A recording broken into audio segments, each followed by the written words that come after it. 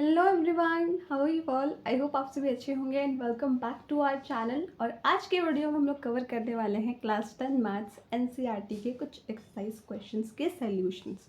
तो यहाँ पर आप एक्सरसाइज 1.3 देख पा रहे हैं एंड ये एक्सरसाइज सबसे छोटा एक्सरसाइज है, यानी कि इसमें सिर्फ 3 क्वेश्चन है। तो ये बहुत ईजी भी है और छोटा भी है। अगर आपको ये समझ आ गए तो ये क्वेश्चंस आपके लिए बहुत ही ईजी हो जाएंगे और आप इसको आसानी से सॉल्व कर पाएंगे। तो सबसे पहले यहाँ पर क्वेश्चन सॉल्व करने से पहले आप ये एग्जाम्पल्स देख पा रहे हैं। ये जो एग्जाम्पल्स हैं, अगर आप इन एग्जाम्पल्स को भी प्रैक्टिस करेंगे देन उसके बाद आप इन क्वेश्चंस को ईजिली सॉल्व कर पाएंगे। तो अगर आपको एग्जाम्पल सॉल्व करने का मन कर रहा है तो ज़रूर करिए, क्योंकि उससे आपको ये एक्सरसाइज क्वेश्चन सॉल्व करने में बहुत हेल्प मिलेगी। एंड इन क्वेश्चंस को छोड़ना नहीं है, ये नहीं कि ये 3 क्वेश्चन है तो स्किप कर दिया चलेगा, वैसा नहीं है बिल्कुल भी। बिकॉज इस टाइप के क्वेश्चंस आपको प्रीवियस ईयर बोर्ड्स में काफ़ी बार रिपीट हुए हैं, तो इसलिए बेटर ही रहेगा कि आप इन क्वेश्चंस की प्रैक्टिस ज़रूर करें।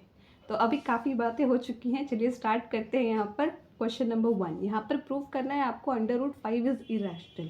तो प्रूव करने से पहले एक तरीका समझ लेते हैं कि हम लोग किस वे का यूज़ करने वाले हैं इन क्वेश्चंस को सॉल्व करने के लिए, और इन क्वेश्चंस में आपको क्या क्या करना ज़रूरी है, क्या क्या चीज़ें स्किप नहीं करनी है। ठीक है, तो सबसे पहले यहाँ पर आपको जैसे क्वेश्चन में दिया हुआ है कि आपको √5 इरेशनल प्रूव करना है, तो यहाँ पर √5 है, यहाँ पर रूट के अंदर आपका प्राइम नंबर हो सकता है, जैसे कि 2 भी हो सकता है, 3 भी हो सकता है, 7 भी हो सकता है। तो ये नहीं सोचना है कि सिर्फ √5 ही आएगा।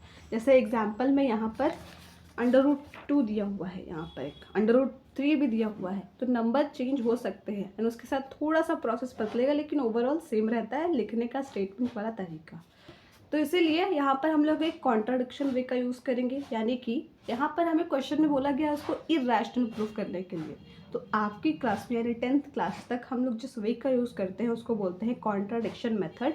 और इस मेथड में एक्चुअली होता क्या है, इस मेथड में एक्चुअली आपको सबसे पहले तो इसको रेशनल मानना होगा। रेशनल हम लोग मान लेंगे, फिर उसके आगे एक प्रोसेस होगा और आप प्रोसेस करते जाएंगे, लेकिन उसमें प्रूफ होगा कि ये आपका रैशनल नहीं है, तो इसलिए ये आपका इरेशनल बन जाएगा। आई नो ये थोड़ा कंफ्यूजिंग लग रहा है, बट जैसे जैसे हम लोग क्वेश्चन यहाँ पर प्रैक्टिस करेंगे, इसका सोल्यूशन देखेंगे, देन आपको समझ में आएगा कि मैं बोल क्या रही हूँ। सिंपली मतलब यहाँ पर एक कॉन्ट्राडिक्शन वे का यूज़ किया गया है कि पहले आपने उसको माना रेशनल आप प्रूफ नहीं कर पाए। तो अगर कोई नंबर रेशनल नहीं है तो इसका मतलब वो इरेशनल है, और आपको क्वेश्चन में इरेशनल ही तो प्रूफ करना था, तो वो हो जाएगा उस वे से। और इसी वे को हम लोग ओवरऑल कॉन्ट्राडिक्शन वे कहते हैं। अब चलते हैं क्वेश्चन की तरफ, एंड प्लीज़ ध्यान से करना है। आई नो थोड़ी दिक्कतें पहली बार में लगेंगी, बट मेहनत करनी है। यानी कि इस क्वेश्चन को अगर आपने 10 बार भी बना लिया तो आई एम श्योर कि आपको ये क्वेश्चन समझ में आ जाएगा, क्योंकि बहुत ही ईजी है। ठीक है,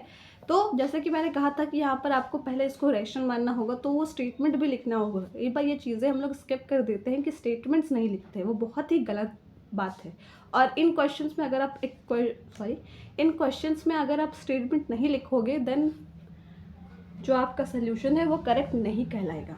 ठीक है, तो सबसे पहले हमने रेशनल मानना है, तो रेशनल के लिए हम लोग लिखेंगे कि let √5 be a rational number which can be expressed in the form of a/b। अब बचपन से हम लोग ये, या जूनियर क्लासेस से, अगर बचपन से भी नहीं तो जूनियर क्लासेस में हमने रेशनल नंबर की एक डेफिनेशन देखी है कि जो रेशनल नंबर होता है उसको हम लोग a/b के फॉर्म में एक्सप्रेस कर सकते हैं। और जहाँ पर ये आपका न्यूमरेटर हो जाएगा या डिनोमिनेटर हो जाएगा एक फ्रैक्शन के टर्म में, तो आपका जो डिनोमिनेटर है यानी b वो 0 के बराबर नहीं होना चाहिए। और यहाँ पर एक और कंडीशन होती है कि आपका a और b यहाँ पर आप इंटीजर्स भी लिख सकते हो या कोप्राइम्स भी लिख सकते हो। कोप्राइम्स मीन्स जो नंबर खुद से कटे और 1 से, सिंपली प्राइम का ही मतलब समझो। ठीक है, तो आपको इतना लिखना होगा। ओके, आपने इतना लिख लिया। अब यही जो आपने इतनी स्टेटमेंट लिखी है उसको हम लोग मैथमेटिकल फॉर्म में एक्सप्रेस करेंगे। तो √5 है, यहाँ पर नंबर का ध्यान रखना है। ठीक है, √5 है, that is equals to what, a/b, यानी इक्वल टू कर देंगे। अब यहाँ पर आपको ये स्टेटमेंट भी ऐड करनी होगी कि स्क्वायरिंग ऑन बोथ साइड्स, यहाँ पर ऑन भी लगा देना आपने ये लिख दिया। अब √5 का स्क्वायर करोगे तो क्या होता है, √5 इंटू √5। स्क्वायर मीन्स क्या, किसी एक चीज़ को उसी के साथ 2 बार मल्टीप्लाई करना है, यानी √5 का स्क्वायर यानी कि √5 का 2 बार मल्टीप्लाई। तो √5 इंटू √5 इज व्हाट, 5। रूट हट जाता है जब 2 बार होता है तो, और वो नंबर एक बाहर निकल कर आ जाता है। ये 5 हो गया। अब a और b है, इसका भी तो स्क्वायर हो गया ना, तो a का स्क्वायर क्या होगा a स्क्वायर, और नीचे b का स्क्वायर क्या हो, b का स्क्वायर क्या होगा b स्क्वायर। ऐसा नहीं करना है कि a अपॉन b का हमने स्क्वायर किया तो simply a square upon b लिख दिया, वैसा नहीं। अगर आप न्यूमरेटर का कर रहे हो तो डिनोमिनेटर का भी स्क्वायर करना होगा। और जब भी आप स्क्वायरिंग करोगे दोनों साइड करोगे, ये मत करना कि यहाँ पर आप सिर्फ एक ही साइड किया आपने 5 और यहाँ पर a अपॉन बी ही लिखा, आप बोलोगे कि ये भी तो आपका एक रेशनल फॉर्म में है, वैसे नहीं होगा क्योंकि आपने स्क्वायरिंग लिखा है ना। तो स्क्वायरिंग में आप LHS में भी करोगे, यानी लेफ्ट हैंड साइड। अगर आपको लेफ्ट हैंड साइड का मतलब समझ नहीं आता तो सिंपली समझो आपके पास 2 हाथ होते हैं ना, तो ये आपका लेफ्ट हैंड है, तो इसलिए ये इस साइड वाले जितने भी नंबर होगी इक्वल टू के इधर, वो आपका LHS यानी लेफ्ट हैंड साइड होगा। और ये आपका राइट हैंड है, तो राइट हैंड साइड यानी इस साइड जितनी भी नंबर्स होंगी या वैल्यूज़ होंगी इक्वल टू के, वो आपका RHS होगा। ठीक है, इतनी बातें समझ में आ गई। अब यहाँ पर क्रॉस मल्टीप्लाई हुआ। आई थिंक आपको क्रॉस मल्टीप्लाई का मतलब पता होगा, अगर नहीं पता है तो मैं फिर बता देती हूँ। देखो, क्रॉस मल्टीप्लाई यानी ऐसे, ये यहाँ पर और ये डिनोमिनेटर में, तो इन दोनों का आपस में मल्टीप्लाई हो जाता है। तो 5b square is equals to a square. ये बहुत ही ईजी था, तो यहाँ तक हमने कर लिया है। अब इसको आप एज इक्वेशन नंबर 1 से मान लोगे। ठीक है, a square is equals to 5b square, इसको हमने एज इक्वेशन नंबर 1 माना। क्यों माना? क्योंकि वो हमें आगे पता चलेगा, तो उसके लिए अभी टेंशन नहीं लेनी है। यहाँ पर एक जो लाइन लिखी हुई है, पहले इसका मतलब समझना है। That here a square is divisible by 5 then a is also divisible by 5। अब आप बोलोगे यहाँ पर कि जो लिखा हुआ है a square is divisible by 5, यहाँ पर तो हमें कुछ ऐसा दिख ही नहीं रहा है कि a स्क्वायर 5 से डिविजिबल है, और आपने एक और चीज़ लिख दी है कि a भी आपका डिविजिबल है 5 से। ऐसा कैसे? तो यहाँ पर थोड़ा सा मैं बता देती हूँ। देखो, ये जो लाइन है ना आपकी 5b square is equals to a square, आप चाहो तो उस लाइन को इंक्लूड कर सकते हो अपने आंसर में, लेकिन यूजुअली हम लोग नहीं करते हैं, ये स्टेटमेंट लिखना ही प्रेफर करते हैं। ठीक है, तो 5b square is equals to a square है। ओके, थिंक विजिबल है आपको। तो यहाँ से b square is equals to हो सकता है a square upon 5 cross multiply a square upon 1। a square को सिंपली हम लोग 1 भी तो मान सकते हैं ना, a स्क्वायर बाई 1। तो नीचे 1 था, इधर 5 था, तो क्रॉस मल्टीप्लाई हुआ 5 into 1, that is what a square upon 5। तो b square is equals to a square upon 5। तो यहाँ पर दिख रहा है ना कि ये आपका 5 a स्क्वायर को डिवाइड कर रहा है। अब आपके बुक में एक थ्योरम 1.3 है, उससे बताया जाता है कि कोई अगर नंबर या कोई प्राइम नंबर उस किसी एक नंबर के स्क्वायर को डिवाइड करता है तो वो उसके सिंगल नंबर को भी डिवाइड करेगा। यानी कि यहाँ पर 5 अगर a स्क्वायर को डिवाइड कर रहा है तो 5a को भी डिवाइड करेगा। ठीक है, तो आपको वो थ्योरम लिखने की ज़रूरत नहीं है, आप ऐसे पे लिखोगे तो चलेगा, उसमें ज़्यादा कंफ्यूज नहीं होना है। ठीक है, नाउ अब हमने यहाँ पर इक्वेशन 1 माना था। क्यों माना था वो अब पता चलेगा, क्योंकि यहाँ पर आपको एक और खुद से एडिशनल स्टेप करना होता है। वो स्टेप क्या होता है कि आपको a बराबर को एक वेरिएबल मानना होता है 5c, यानी कि कोई एक और वेरिएबल को इंट्रोड्यूस कराना होता है। क्यों कराना होता है वो भी आगे पता चलेगा। सो यस, यहाँ पर हमने a is equals to 5c माना। अगर आपको यहाँ पर क्वेश्चन में दिया हुआ रहता है कि आपको प्रूव करना है कि prove that under root 2 is irrational, तो यहाँ पर आप a is equals to 2c मानते हैं। ठीक है, अगर 3 दिया हुआ रहता है तो a is equals to 3c। एक कई बार हम लोग गलती कर देते हैं कि यहाँ पर तक तो सही आते हैं, ठीक है, जो सिंपल सा मेथड था, लेकिन जब अलग वेरिएबल मानने की बारी आती है तो हम लोग मान लो किसी एक क्वेश्चन को इसी को पहले बार में सॉल्व किया हो, तो अगर अंडर रूट 2 वाला भी क्वेश्चन होगा तो आप a is equals to 5c ही मानोगे, देन आपका सोल्यूशन नहीं आएगा सही। इसलिए नंबर्स पर ध्यान रखना है, इसलिए प्रेजेंस ऑफ माइंड बहुत ही ज़्यादा ज़रूरी है। तो a इज इक्वल्स टू यहाँ पर हमने 5 से लिखा। अगर क्वेश्चन में आएगा prove that under root 3 is irrational, तो क्या करना है, यहाँ पर आपको a is equals to 3c मानना होगा। अगर 7 आएगा prove that under root 7 is irrational, then a is equals to 7c। तो ये बातें थोड़ी ध्यान में रखनी है। अब इसके बाद एक और इम्पॉर्टेंट स्टेप आता है जहाँ पर भी गलती के चांसेस बहुत ही ज़्यादा होते हैं। वो क्या है, वो ये है। देखो, हमने a तो मान लिया 5c, अब a माना है तो a की वैल्यू को हम लोग को पुट करना होगा इस इक्वेशन में। ठीक है, तो a तो इस साइड नहीं है, तो जो RHS नहीं, सॉरी ये LHS है, LHS की जो वैल्यू है 5b स्क्वायर, उसको हम लोग एज इट इज़ लिखेंगे। लेकिन जो a है, a तो यहाँ पर है ना RHS में, LHS में आपका ए नहीं था तो हमने उसको एज इट इज़ लिख दिया, लेकिन आपका RHS में तो ए है, वो भी ए नहीं है, ए का स्क्वायर है। तो यहाँ पर आप 5c का होल स्क्वायर करोगे, तो 5c का होल स्क्वायर करोगे तो क्या होगा, दैट इज़ 25c स्क्वायर। ये एक और गलती होती है कि यहाँ पर हम लोग 25 तो कर लेते हैं कि 5 का स्क्वायर यानी 2 बार मल्टीप्लाई करो तो 25 आएगा, और c को ऐसे ही लिखते हैं 25c। वो नहीं करना है, जब भी आप स्क्वायरिंग कर रहे हो तो इन दोनों का करोगे, ठीक है, बिकॉज दोनों साथ में है ना, इन दोनों का होल स्क्वायर है तो 25c स्क्वायर। अब हमने इतना कर लिया। अब यहाँ पर आपका ऑलरेडी ये टर्म पहले से था, यहाँ पर 25c स्क्वायर है, तो यहाँ 5b स्क्वायर है, यहाँ 25c स्क्वायर है। आप चाहो तो इसको ऐसे या इसको 5 को नीचे भी ला सकते हो, या डायरेक्ट अगर करना चाहो, कट करना चाहते हो तो वैसे भी कर सकते हो कि यहाँ पर 5 है, यहाँ पर 25 है, तो 5 5 जो 25, ठीक है। तो b square is equals to 5c square. अब यहाँ पर हमारे पास कुछ इससे रिलेटेड इक्वेशन नहीं आ रही है, मतलब जैसे इसमें केस में आया था कि 5b square is equals to a square, लेकिन यहाँ पर थोड़ा डिफरेंट है, but b square is equals to 5c square है। तो यहाँ पर भी हम लोग पिछले इक्वेशन की तरह ही एक रिलेशन इस्टेब्लिश करेंगे कि देखो b square is equals to 5c square. तो क्या हम लोग ऐसा लिख सकते हैं, b square upon 5 is equals to c square, यानी कि 5 डिवाइड कर रहा है आपके b स्क्वायर को। अगर 5 डिवाइड कर रहा है b स्क्वायर को, इसका मतलब 5b को भी डिवाइड करेगा। यही लाइन आपको यहाँ लिख देनी है, ऐसा हमने पिछले केस में किया था, वहाँ पर a भी था, यहाँ पर bc है। तो हमने यहाँ पर जो थर्ड टर्म था उसको माना ही क्यों था, इसीलिए क्योंकि हमें यहाँ पर शो कराना था कि जो 5 है वो आपका a को भी डिवाइड कर रहा है और b को भी डिवाइड कर रहा है ना। आपने ये शो करा दिया कि यहाँ पर a और b have common factor as 5 as common factor, ठीक है, कि 5 दोनों को डिवाइड कर रहा है, a को भी डिवाइड कर रहा है, b को भी डिवाइड कर रहा है। इतना तक हम पहुँच गए। तो अब जो मेन तरीका है, जो मैं कब से बोल रही हूँ कि कॉन्ट्राडिक्शन कॉन्ट्राडिक्शन कॉन्ट्राडिक्शन, उसकी प्रॉपर्टी को यूज़ करेंगे। तो अभी तक कंफ्यूज नहीं हो, इतना हमने लिख दिया, ठीक है, लिख दिया, ओके। हाँ, अब जो पहले स्टेटमेंट मैंने यहाँ पर आपको स्टेटमेंट लिखवाई थी पहली स्टेटमेंट में कि आपका जो ए और बी है ना वो को प्राइम्स होना चाहिए। तो को प्राइम्स का मतलब क्या बताया था कि वो नंबर खुद से या 1 से कटने चाहिए, यानी कि अगर ए है तो ए सिर्फ ए से डिवाइड होगा या 1 से, अगर बी है तो बी सिर्फ 1 से डिवाइड होगा या खुद बी से। लेकिन यहाँ पर हमने जो इतना सोल्यूशन किया उससे ये पता चल रहा है कि जो आपका बी है वो खुद भी डिवाइड कर रहा है, लेकिन वो साथ में ए को भी डिवाइड कर रहा है। ऐसा कैसे हो सकता है, कोप्राइम्स मतलब तो वो खुद को ही डिवाइड करने चाहिए या सिर्फ 1 से होने चाहिए, वो किसी और नंबर को डिवाइड ही नहीं करने चाहिए। लेकिन यहाँ पर बी आपका सॉरी 5 जो है वो आपको ए को भी कर रहा है, बी को भी कर रहा है। कोप्राइम्स में आपका कोई और नंबर ऐसा नहीं आना चाहिए जो 2 नंबर को कट करे, वो सिर्फ सिंपली खुद को या 1 को कट करना चाहिए। हाँ, ठीक है। तो इसलिए यहाँ पर ये आपका कॉन्ट्राडिक्ट करता है fact that A and B are coprimes. इसका मतलब कि अगर 5 आपका ए और बी दोनों को डिवाइड कर रहा है तो इसका मतलब वो कोप्राइम्स नहीं है, क्योंकि कोप्राइम्स ऐसे होते हैं जो सिर्फ खुद ही डिविजिबल होते हैं या सिर्फ 1 से। लेकिन यहाँ तो 5 है एक ऐसा नंबर जो ए को भी डिवाइड कर रहा है और बी को भी डिवाइड कर रहा है, इसका मतलब वो कोप्राइम्स नहीं है। अगर वो कोप्राइम्स नहीं है तो इट मीन्स व्हाट, ये कॉन्ट्राडिक्शन अराइज होता है, यहाँ पर एक कॉन्ट्राडिक्शन अराइज होता है, ठीक है।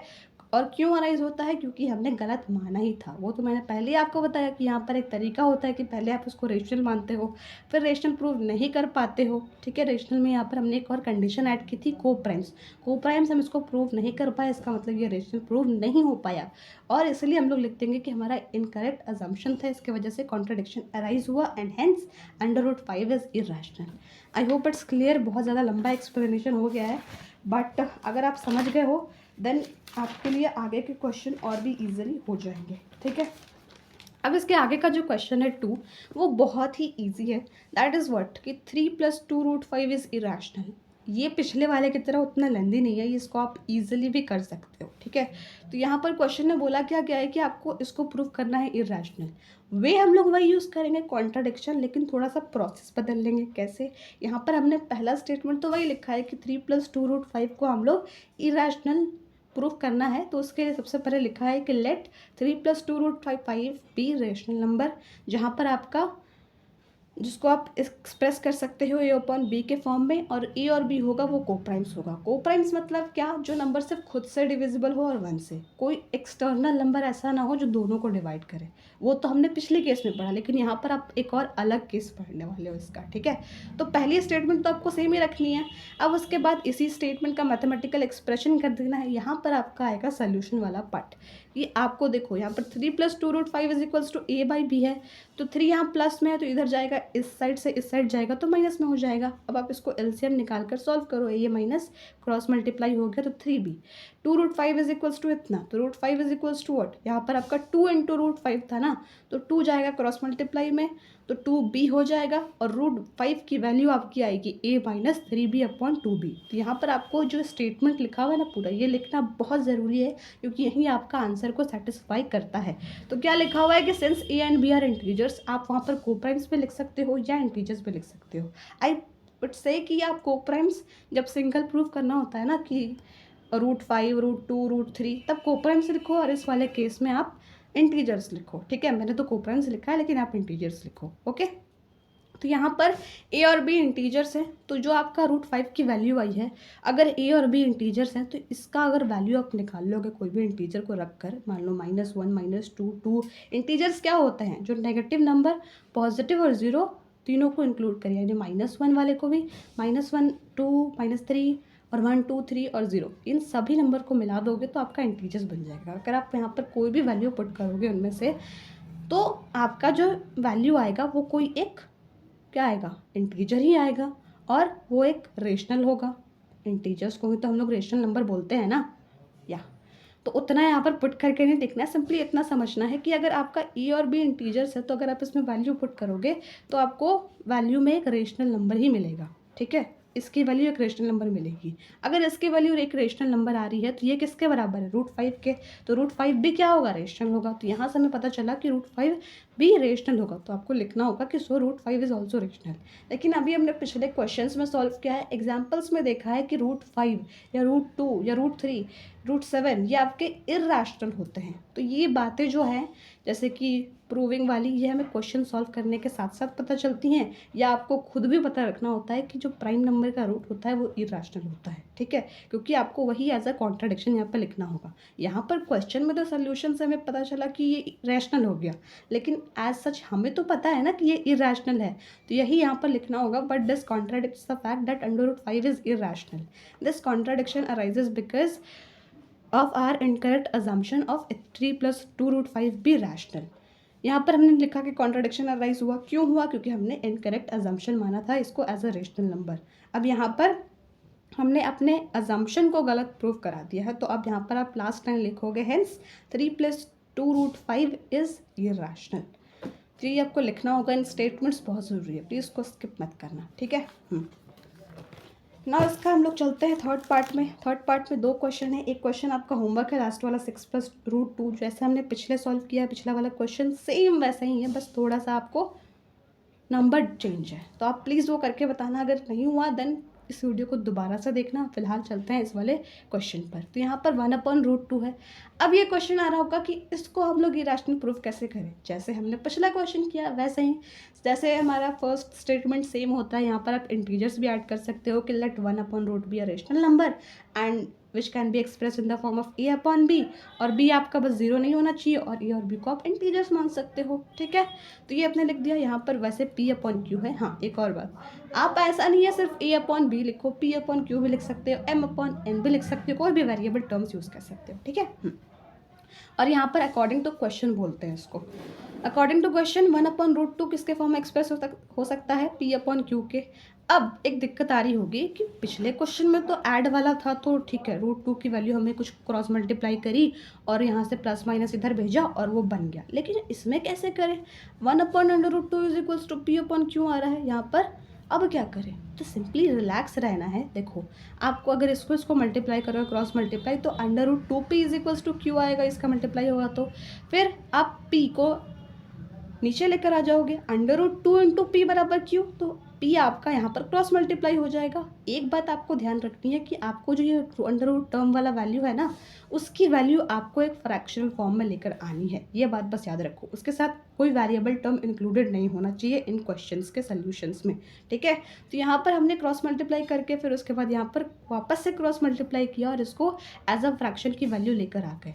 तो यहाँ पर वही पिछले क्वेश्चन वाला ही स्टेटमेंट लिखेंगे कि q और p इंटीजर्स हैं, तो q/p की वैल्यू एक रेशनल नंबर होगी, और q/p किसके बराबर है, √2 के। तो √2 भी क्या होगा, रेशनल होगा। लेकिन हमें पता है कि but it contradicts the fact that √2 is irrational. √2 तो इरेशनल है ना एक्चुअली में, और यहाँ पर ये कॉन्ट्राडिक्शन अराइज हुआ कि क्वेश्चन में तो हमारे सोल्यूशन की तरफ से ये रेशनल प्रूफ हो रहा है, लेकिन यहाँ पर कॉन्ट्राडिक्शन आ रहा है। और ये कॉन्ट्रडिक्शन क्यों आया, because of our incorrect assumption, ठीक है। तो फिर हेंस इतना इज इरेशनल। आपको जो लास्ट वाली 3 लाइन है, पहली वाली 1 लाइन है, वो तो सेम ही रखनी होगी, वो याद कर लो, बस सिंपली यही बोलूँगी।